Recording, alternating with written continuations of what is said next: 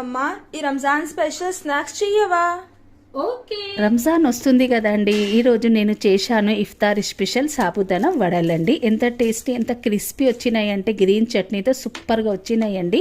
First మనం onion cut చేసుకోవాలి, తర్వాత పచ్చిమిర్చి కూడా కట్ చేసుకోవాలి, కొద్దిగా ఇక్కడ కొత్తిమీర కూడా కట్ చేసి పక్కన పెట్టుకోవాలండి. మన పల్లీలు క్రంచ్ కోసం నేను పల్లీలు కూడా వేయించానండి. కొద్దిగా మనం గ్రైండర్ జార్లో చల్లగైన తర్వాత మనం గ్రైండ్ చేసుకుందాం. అంత గ్రైండ్ కూడా చేయకూడదు, జస్ట్ ఇట్లా మనము గ్రైండ్ చేసుకోవాలండి.